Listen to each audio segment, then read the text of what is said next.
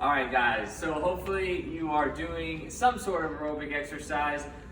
Today we're going to be talking about one type, and that is walking. So right here we have ACSM guidelines, and this is your total aerobic exercise time. All right, so the goal is to try to get 30 to 60 minutes per day or per exercise session and get a total of 150 minutes per week. So Skylar, I have a question. What counts as aerobic exercise? I just want to be clear about this. So would, say, doing laundry count as your 30 to 60 minutes per day of aerobic exercise? Well, I'm glad you asked that question. And no, it doesn't. All right, so what you're doing at home is you're doing daily chores or doing your daily activity, and that's what your body's normally used to. So what I want you to do, or what we want you to do, is aerobic exercise, and we want you to separate the two. So take the time out of your day and to focus on walking or walking upstairs or wherever that may be for aerobic exercise, and spend the 30 to 60 minutes doing that type. So just to be clear, so this is a type of exercise where my heart rate is elevated for a prolonged period of time. Right. So where if you're going up or down the stairs, it only is taking you 30 seconds to go up down the stairs. So that wouldn't count as your aerobic activity. Exactly. Okay. Yep. Thank you. All right, so when we talk about aerobic exercise, one of the easiest things for most of us to do, especially when we're at home right now, is walking, right? So there's different ways that we can walk. We can use a treadmill if we have one of these available, and we can walk outside.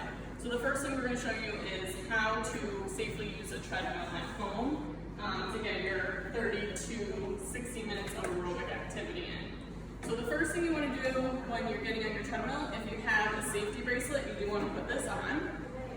You want to start out and make sure that your treadmill is set to 0 before you start exercising. So speed should be at 0, and your grade or your incline should be at 0.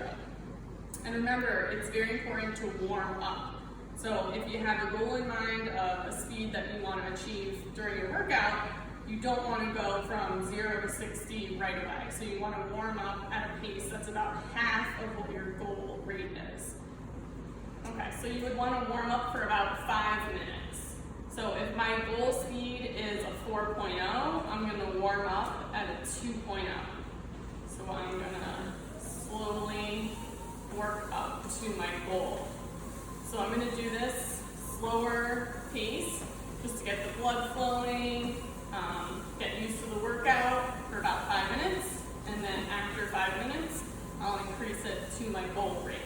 And at this point in time, if you're at home doing this, you probably don't need to use an incline unless an exercise physiologist has told you to do so and you have that in your exercise prescription.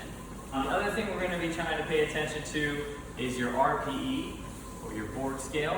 And you might know the numbers already that we tell you to go to, but I'm going to tell you right now, the goal of your effort is going to be between an 11 and 14. What that is between that fairly light and somewhat hard effort.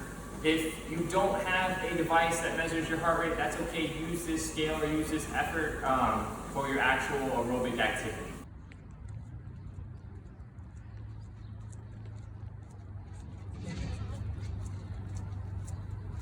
All right, guys, we just finished our outdoor walk.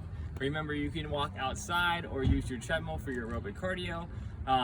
Remember to use that RPE scale, somewhat hard to fairly light, that 11 to 14 range, whether you're speeding up or slowing down your walk, and try to keep it flat. So try to avoid big hills where your heart rate can come up. All right?